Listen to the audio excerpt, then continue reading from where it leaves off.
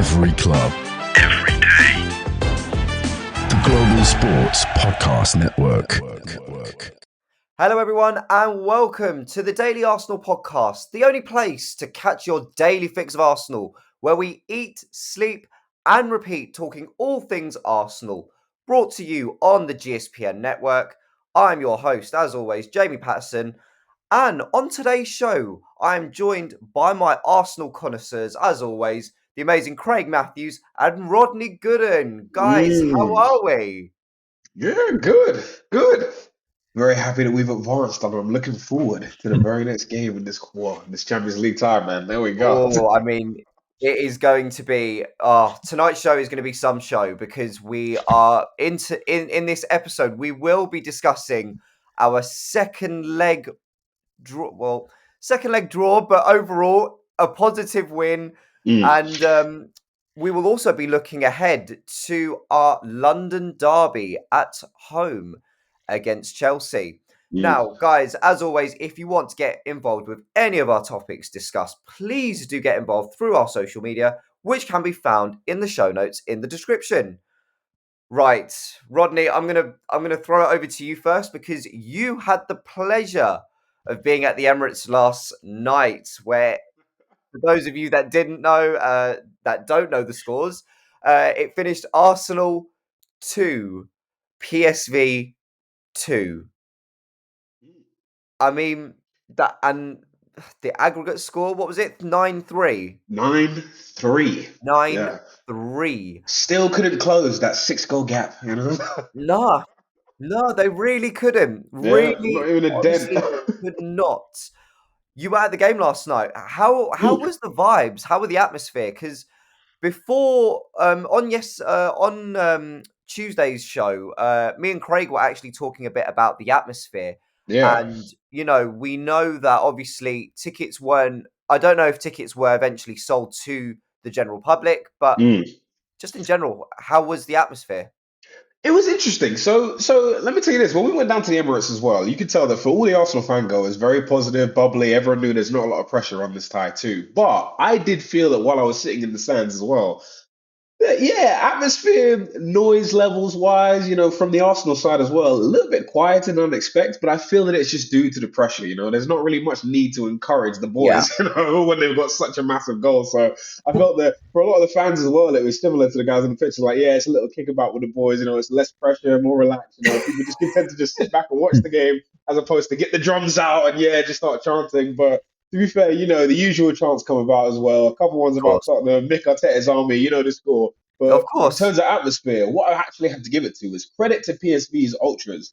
You can hear them from minute 1 to the final whistle. I've got to say, if there's one thing I think we can take from some of these other teams, from some of these foreign teams, their ultras, they come there they don't play around. They're incredible. Yeah, do you know what? Never stop singing.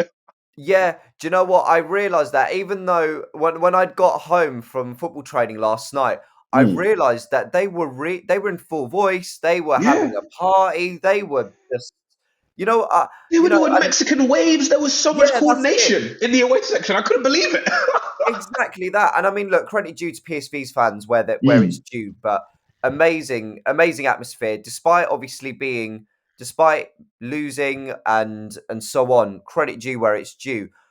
Craig, got to ask you, what were your thoughts on last night's game? Great. The Sterling getting in form. That was the highlight of the game, to be honest.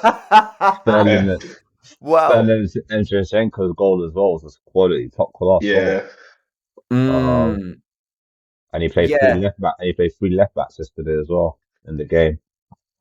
Yeah, I mean, couldn't quite get my head around the starting. When I saw the starting 11 team sheet, I had to kind of rub my eyes for a minute. Tierney, do you know what, Craig? I'm pretty sure, Mikel, if you are listening to this, we appreciate the advice that you took from Tuesday's episode, where me and Craig, we kind of suggested a few things, and look, Craig, I mean, they paid off, didn't they? Yeah. Ben White started. I'm sure we've joked about Tierney playing left wing, and I mean, look what you got. Tierney played left wing. Yeah. So, guys, I mean, if Mikel's listening, do you guys have any suggestions? Any more suggestions you want to put forward? You know what? I think last night would have been the night to try. I was like, yeah, Calafiori at 9, just see what happens. There you go. Yeah, no, That would have been absolutely. hilarious. His pressure's off. Just see it, because you see he wants to do it. Of course. Do you know what though? Going back to something that did really catch my eye, Craig, I'm going to throw this to you because you mentioned it actually on Tuesday's episode, which is Myles Lewis Skelly. What did you make of his cameo performance in that midfield role? It's excellent. It's a natural. It's natural to him. That's his natural position anyway. So it was natural getting the ball, driving with it, passing it, just doing the simple things. Really, I would Yeah. say. Yeah, do you know what?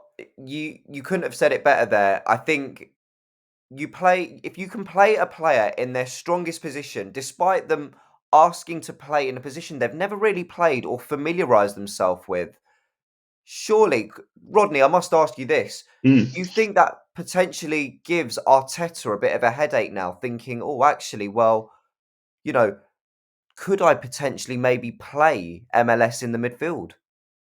I mean, potentially, he's very good in that kind of left back position. But even same thing. When I saw him have the opportunity to move into the midfield, I thought, yes, this is great. We get to see Myles play where he usually is, where he's been playing in Yeah, the academy, and he did have that impressive. He did have a very impressive showing there. And does it give him a headache? It really depends on the fitness of the left backs, because then when you look at Zinchenko as well, he actually had his little stint in midfield too, and he actually still shows that he can play there. So who do we have starting?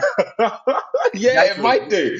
It might do, because it looks like all of our left backs want to be further up the pitch. All of them, from the way Yeah, you look at Calafiori to Zinchenko now and Myles Lewis Skelly. I said, well, who's actually supposed to be there? Who's the I know. dedicated LD? Literally. Literally. I don't know who you play there in that left back role because everyone wants to just go forward. Yeah, Everyone wants to yeah. contribute. But again, let's touch on Zinchenko. The first goal from Zinchenko, I mean, Amazing. wow. I mean, where's he been hiding this? That's what I was Guys, saying. where's he been hiding this? I posted in the group chat, channeling his inner Bakayo. I said, just cuts inside and then shuts off. I said, what's going on? I loved Honestly, it. like you said, just channeling his inner Bukayo Saka. I mean, the finish. You would not call that a left back finish. You would call Yeah. that a striker's finish, surely.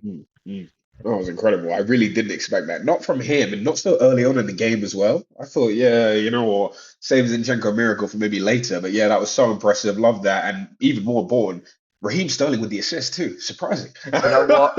Honestly, you know what? You've taken it on nicely because I was just about to say Raheem Sterling, someone that we have spoken about so many times. Last night we saw a hint, we saw glimpses Yeah. of what we probably should have had or could have had from January.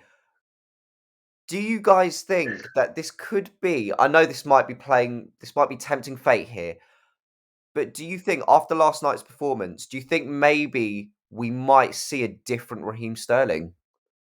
Yeah, potentially. I think one glimmer of hope was I don't know if you guys caught his interview after the game as well, but No, I again, he got the didn't. man of the match performance. No, I did had a Yeah, look, and of course, everyone was talking about it. Oh, Raheem, you're back on form as well. Have you come in here and shown the manager you've got something to prove? They're really kind of making out that this was the best performance we've seen from him in an Arsenal shirt. And to be fair, I think maybe. But what was actually quite impressive was he didn't seem that satisfied by it. Like he knew in his heart that he could do better. He was saying himself that it was a decent performance. He's just coming there to try and see if he can help the team as well. of And even was course. the first to mention that in that one-on-one he should have scored. So I can see that here's a player. It reminded me of last year in the Champions League with the penalty shootout with Raya. And Raya, hero, Yeah, saved 2 saves. And the first thing that comes on when he has the interview after the game, he's like, well, I should have saved 3. I like that. You've had a good yeah, performance, but he knows as a player that there's levels to this and he can do better, even further than what we saw. So that's what gave me hope to say that this is your best performance. And even then, he himself didn't seem satisfied. He wants to go into the next game and do that. He wants to score the one-on-one and also get the 2 assists in that game. So yeah, was impressive, and hopefully we might see more of that with the remaining games left to play. yeah. I mean, fingers crossed. I think we've only got about 9 or 10 games left of the season now. Yeah. So again, let's see what happens. Craig, when I asked the question just not long ago, You were very quick to nod your head. Care to elaborate? Well, he owes us now. It's playing for his future. He's playing for his future anyway, for his life. I don't know if he's going to start Arsenal next season, so he's playing for another team to go take him on. I don't know if he's going to go back to Chelsea, so he's going to have to try and play his way to get a new team in the summer. So if he continues like that between now and the end of the season, it'd be good for us and good for him as well. So it's a two-way street. Good for him, good for us. So hopefully he can build on for this game and gain more confidence and take it from there, I would say. Yeah, absolutely. Great performance from Arsenal, but we do have to look at the goals that were conceded. Oh, yeah. Now, yeah, painfully. One goal scorer I didn't really want to talk about. Yeah. Can't believe Yeah. we're having to talk about this Tottenham reject. But it is Perisic. I mean, wow. I mean, to be honest with you, right? I think a lot of people, I don't know about you guys, but I think, could you imagine if we'd played PSV at the Emirates? I think the game that we had last night, I think that was the kind of game that probably PSV wanted to play at their ground, but Yeah. for some reason it just didn't click, did it, guys? No. Yeah. It really didn't. So the thing is, for you guys, I mean, where do you think it kind of went wrong for Arsenal defensively? I think there's just a few lapses of concentration. You might put it down to players being tired, or maybe the fact that there's less pressure on this particular game meant that there was a drop in standards. But for the first Perisic goal as well, you saw the same thing. Myles was in no man's land, and even with the assist, I can't remember the player who passed it to him in the first place. There's one point where he's surrounded by three of us, and no one chooses to close him down fast enough, which is why he gets the pass off. And then for Perisic, lofted strike straight into the top corner. And I'm looking at Myles try to close the distance, but he's too far away. He can't do it in time. And then boom, the goal's there. It's sloppy defending. You need to be sticking to your man and tracking these runs, and we just weren't doing it. And it just is what it is. It was sloppy. Yeah, no, absolutely. Craig, what do you make? What do you make of the first goal? Could have been prevented, as Rodney said. It was just lazy defending. Nobody was marking. Everyone was just like ball watching. When you play football, sometimes you get a bit excited. You go wonder like, oh, I've got to go for the second goal. Yeah. Not doing the basics right. And the basic is defend first, and then get out of the box, and then go on a counter attack afterwards. But I'm sure Saliba, the main squad was starting. If that goal would have been prevented, I don't think we would have scored that goal. But obviously, some players haven't played for a while. Like Kiva hasn't played for a while, so it's a bit like sometimes. The rhythm's not there if they're not been playing for a long time. So yeah, I agree. Yeah, no, definitely. And the second goal that PSV had scored as well. I mean, wow. I mean, I kind of was a bit stunned when I saw the goal go in. I thought, how is that even possible? And you could so weird. you could even see the frustration in Raya. I mean, he did not want to concede a goal like that. I mean, no keeper really wants to concede a goal like that now, do they? Yeah. I mean, to be fair, wonderful finish too, but caught out of position, lobbed for a keeper. It's a bit embarrassing to lose the ball so quickly in the midfield, and then the turnover, you're out of position and too far up the pitch as well because you tried to play ball to feet. Oh, horrible situation. So I felt a bit bad for Raya in that situation. I know. But I think it was it Jorginho? Yeah, I think it was Jorginho got robbed for that one. Yeah. That's why. And the thing is, right, with Jorginho, I've known it. Do you know what? When I've seen Jorginho on the starting 11, I've never felt a sense of panic or a sense of, I've felt a sense of calm. But that one occasion kind of caught me a bit off guard. I was a bit like, oh, okay. Never really seen that from Jorginho. Do you know what I mean? No, you have. Last season, North London Derby at the Emirates. You absolutely have seen it. Oh, of course. How could I forget? Oh, how could I forget? Oh, my gosh. Like once a season, it happens. Oh, man. It's like a once a season kind of thing. Like once a year. But the most important thing is we have qualified. We have made it into the quarterfinals. But join us after the break once we've heard from our partners Bionic, where we will take a deeper dive into the quarterfinals of the Champions League. Your body is unique, and Global Sports Podcast Network has partnered with Bionique, the world's most personalised supplements. Bionique provide 100% tailor-made supplements designed to deliver precisely what your body needs at exactly the right levels to optimise your health. No guessing. So click the link in the show notes. Use the code GSPN 2025 for 40% off your first month's subscription. Bionique. Don't settle for off-the-shelf solutions made for just anybody. Get what's right for you right now. Your body is unique. Oh, okay. I was not expecting that, but welcome back, guys, to our second part of our Champions League review and also a good preview to the Chelsea game coming up on Sunday. Anyway, guys, let's have a look at the Champions League quarterfinals. I'll quickly read them out to you. So let's start off with Arsenal. Arsenal playing at home against Real Madrid. I mean, wow, I can't believe it. Yeah. Really can't believe it. And I mean, what a game. What a game. Yeah. It's the been a atmosphere. time and looking forward to. I couldn't wait. As soon as I saw the potential, I said, I pray, please let that game come to the Emirates. I know. And you guys remember what happened last time, Real Madrid. You remember what happened with Real Madrid? I may have repressed it.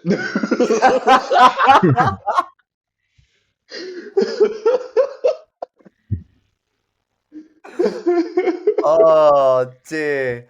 But that is going to be some game, that the atmosphere at the Emirates, and I mean the tickets for that game are going to be absolutely hot. Oh, hot property. As soon as we left the stadium, everyone's looking for tickets and trying to find them, trying to get them already. Because at the end of the day, for a lot of fans, for a lot of football fans in general, how rare is it that you get to see Mbappe, Bellingham, Vinny, Rodrigo, all play in front of your own eyes? Yeah. So that is going to be some game and a half, isn't it? Mm-hmm. But let's have a quick look at the other quarterfinal matchups as well. Aston Villa, on the other hand, at home as well to PSG. Now, I mean, what a game that's going to be. But I kind of sit here, right, and I think to myself, right, I know PSG are now really starting to come out of their shell a bit more. But does no one remember what we did back in the league phase? We battered them at home. Remember that? It's like everyone hypes up PSG, right? And don't get it twisted. They've got an amazing squad and they have been playing some amazing football. But does no one not remember what happened at the Emirates? I don't think they meant. I do. I don't think they meant the But I think we've got to talk is like the PSG that we played, very different to the one that played Liverpool. There we go. Exactly. They looked awful against us. Absolutely spot on. Absolutely spot on. Yeah, I don't know what's clicked, but something's clicked, and really playing some serious football. Seriously. The next tie, Barcelona against Dortmund. Ooh. Barcelona being at home for the first leg as well. Yeah. That is going to be cracking. I mean, to be fair, they've been on red hot form. I don't know if you guys caught the highlights for the Benfica game for Barcelona. I did, yeah. Lamine Yamal, what a player. The goal was incredible, but I've said to so many people, did you see the assist before? He dribbled past 3 players, then the outside foot assist to Rafinha. Oh, my God. Filthy. Yeah. Filthy. Great footballer. Honestly, so good. And yet, how old is he? He's only what? Yeah, 17, isn't it? There you go. Yeah. There you go. At 17. Crazy. Absolutely crazy. And then the final game is Bayern Munich and Inter Milan. Ooh. I fancy Inter, I fancy Inter this game. Do you? I really do. I can see it. I fancy Inter might do them over, Ooh. So that's interesting. Do you know what, guys? Let's get some predictions in. So for Bayern Munich, Bayern Munich, Inter Milan. So Craig, you're going Inter, yeah? Mm-hmm. Rodney, Oh, you you had know, to I might choose. have to give that to Bayern actually. I think it'll be tight. But I can see Bayern edging there just a bit. Yes, I think Yeah, it's do a you know what? solid shout though. It could go either way. I can't lie. I'd go with Rodney on this. But I think Munich right now are just they're great. I think they've got a good team going. Elise is just Yeah, Elise. phenomenal. You got Elise. You got Fonzie. I Yeah, mean, Kane. Musiala. Yeah, Oh my gosh, yeah. So much talent in that team. so much talent in that team. But no, And Neuer, man. then Barcelona, Dortmund. Oh, Neuer's injured. That's why I said Inter. is he? Neuer's Oh, injured. Okay. That's why I said It's questionable. Neuer's Yeah, I in, can't that rule is it back Neuer's as out. keeper, questionable is now, he? isn't Yeah. it? Wow. Yeah, Wow, okay. wow, wow. Guys, what about Barcelona, Dortmund? Who have you guys got? Craig, who have you got? Barca. I think they're gonna get to the Yeah, final. They'll get to the yeah. final. If they Rodney? beat Dortmund, they get to the Yeah, final. same thing. I think Barca, the season they're having, they've just been immense. They've been riveting to watch every time I've seen them. I think I have to back it to them. No disrespect to Dortmund, but they're in red hot form. I think they're going to be so difficult to beat over two legs. So I'm going to give it to Barca. Yeah, absolutely. No, I agree. I mean, I predicted at the start of the Champions League season that Barcelona would probably go and win it. And with the way they've been playing, Hansi Flick has really got this team cooking now. Like Yeah, he's he really really got them has. cooking. And then just quickly, I have to ask Arsenal, Real Madrid. Who have you guys got? Come on, it's the Arsenal podcast. We're always going to back the team. Of course, you We'll read my sneak mind it. there. Yeah, it's going to be cheeky. It's going to be close. It might even go to pens, but we're getting through. Let's just hope. Yeah. Let's just hope we don't. Let's just hope we don't make the same mistake that Atletico did in their penalty shootout, which Oh, that was cruel, wasn't it? I need to ask your thoughts on that, gents, because I've watched it back so many times, and Same listen, here. I'll trust the VAR if that's what you've decided, sure. But every time I watch it I think there's only one angle where I thought maybe at best. I thought it was Yeah. cruel for him to score the goal and then they take it away, and it's like technically a double touch, but from one angle it's a maybe. It's very slight. Oh, Nah, Yeah. difficult call. it didn't touch his second foot, the first leg. Yeah, It was hit. Yeah. I And saw it bearing today. in mind, did any of you guys see? Like Alvarez slipped, surely. yeah. I Like thought he he slipped. slipped. So I just that's Yeah. very controversial. Did you see Simeone at the end of the game? He was angry. He was furious. He was. Oh my goodness He was me! angry. He went up Yeah, like, at the end of the game. He started walking around the Wanda Metropolitana, just going like this, and he was so red faced and so angry, and yeah. oh my goodness me! No, And then I understand it. I was like, oh, I know. completely lost his composure. Do you see the interview? Did you see the interview after? I saw bits of it. Yeah. So when he was faced with the media, he ended up talking about he started asking the journalists like hands up if you think and I was like, there's no way he's gone and asked that. No way he's That's gone and asked that. hilarious. He said, "Yeah, show of hands. How many of you saw the double?" Yeah, literally. Ridiculous. Literally. It was so tough because I remember as we're walking back, we were calling, we're like, "Oh, for the penalty takers, like, who do you think's gonna miss, or who do you think's gonna score, or not?" And as soon as Alvarez is there, I said, "Alvarez is not gonna miss." All right. Then saw the pen. I'm like, "I told you." And then it gets walked back. I couldn't believe it. Literally could not Oh. believe it. I was in absolute shock. Yeah. Absolute shock. Gutted for him as well, but yeah, Yeah. it is what it is. And do you know what? I feel for Oblak at the end. Oh yeah, Rudiger penalty, innit? Rudiger, yeah, that Rudiger. Yeah, he Saved should have it. saved that. It was so Saved unlucky. it.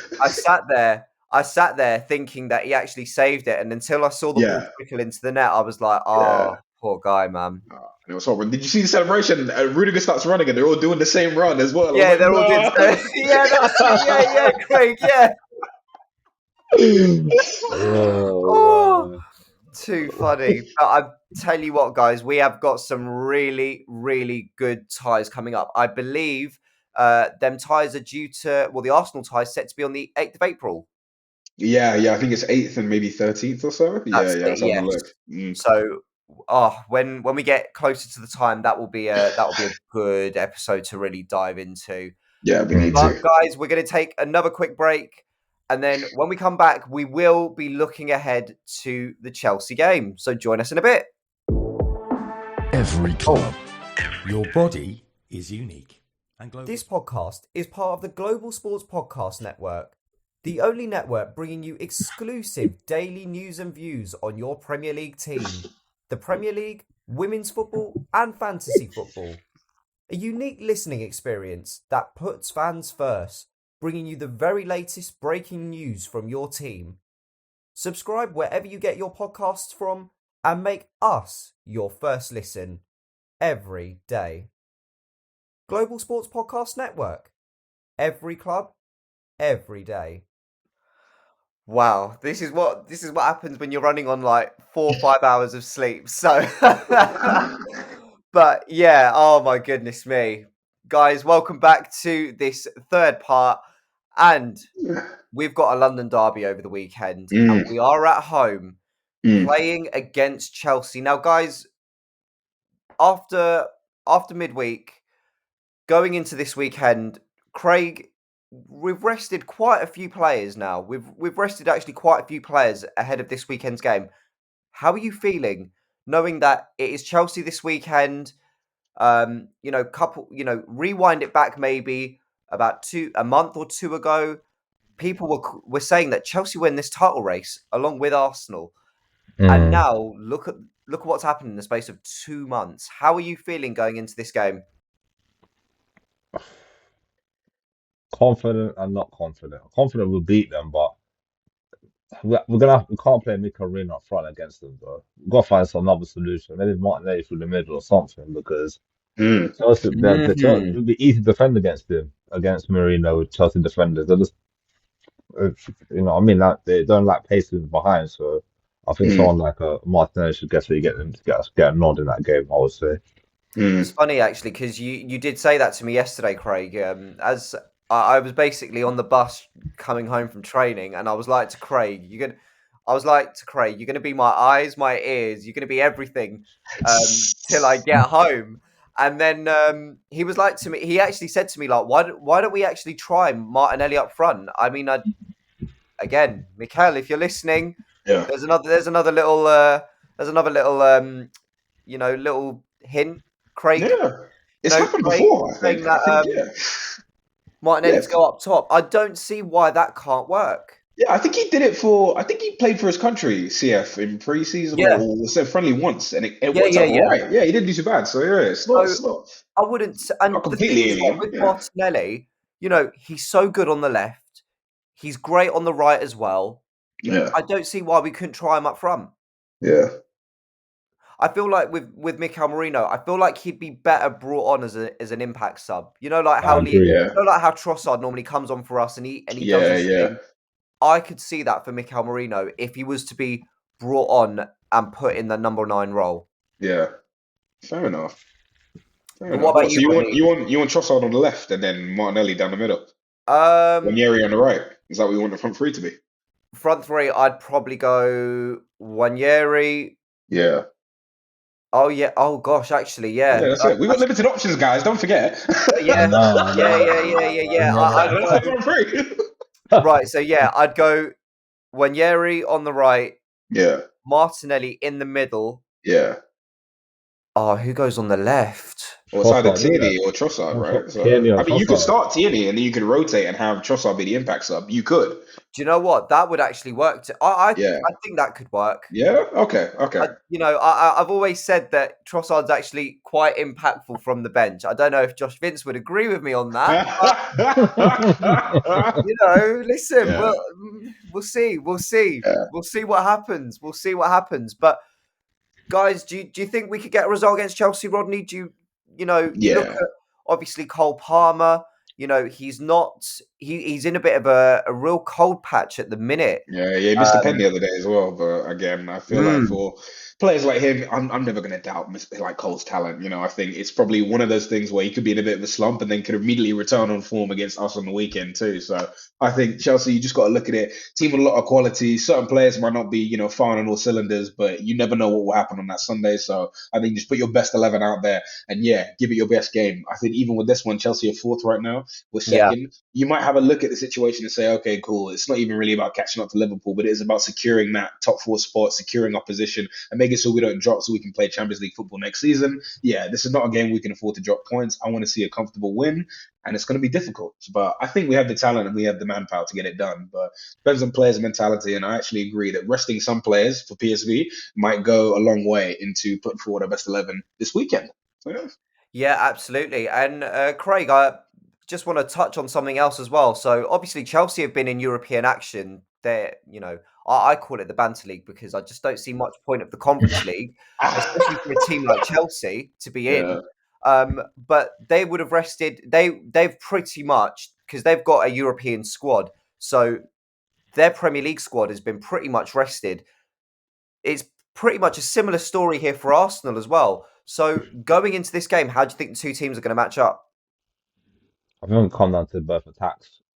They've got Pedro Neto, we've got Wanieri, we've got Trossard, we've got whoever starts on the wing. I think it comes to the wingers. It'll come to the attack. Our defense is better than theirs anyway, so I'm not. And our goalkeeper is better than their goalkeeper, so our defense. I'm not worried about our defense. I'm just worried about going forward, our strikers. Yeah, what we can produce. What we can produce up front to score against them.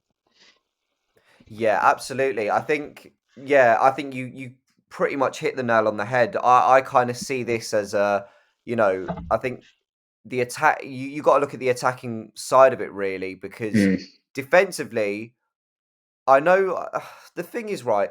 We've got Raya in goal, and you look at that back four. No matter, it doesn't really matter. You could probably throw Ben. I don't know if you would throw Ben White in a game like this, but whoever the right back is, whether that's Ben White or Timber, solid starters. You've got your usual suspects of Saliba, Gabriel, and on the left, I don't know, who would you guys have as that left back role? Would you probably play MLS, or would you start Calafiori? Thing is with Calafiori, when it comes to pacey players, he hasn't got he's very scared when the players with pace and run at him. He hasn't really got the speed to stop them. Either Tierney or maybe Calafiori or maybe Lewis Skelly, I would rather start in that position because they can match them pace for pace. I would say.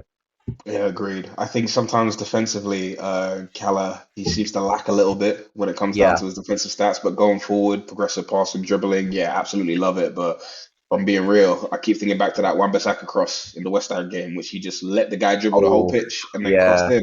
And I'm looking at Calafiori the whole time. And to be fair, Declan Rice had a little bit to do with not checking this man as well. But I'm looking at Calafiori being like, you got one job and it stopped the cross and you can't do it.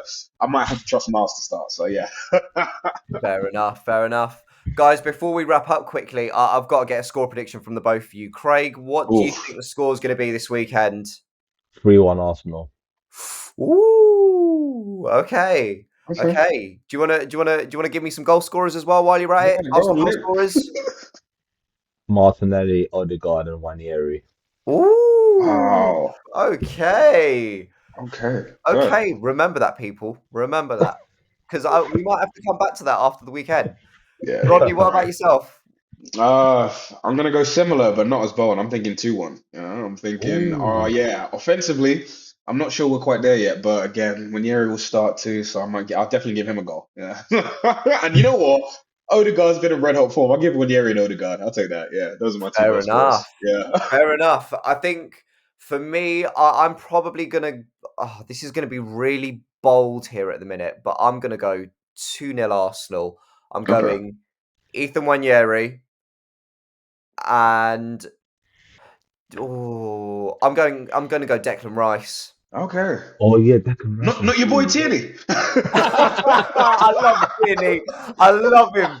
I absolutely love Tierney, but I just don't know if he'll start. I'll be so honest. I'd love for him to start every game leading to the end of the season, because poor guy's going to go back to Celtic. But listen, I'll take him back at Celtic. So, look, we'll see what happens. We'll see what happens. But I think this weekend, it will be a good game. London derby, it should be entertaining. Yeah. Really should be entertaining. But yeah, that's it, guys. That is it for us today. Have you liked what we've had to say? We'd love to hear your thoughts, as always, on social media. So be sure to get in contact with us. And as always, make sure to go and show us some love by supporting and subscribing to the GSPN network for all things Premier League, WSL, Serie A, and more. As always, you can find us on Apple Podcasts and Spotify by searching Daily Arsenal. As always, I've been Jamie Patterson, your host. There have been the amazing Craig Matthews, Rodney Gooden. Guys, have a great day and take care. Every club, every day. The Global Sports Podcast Network.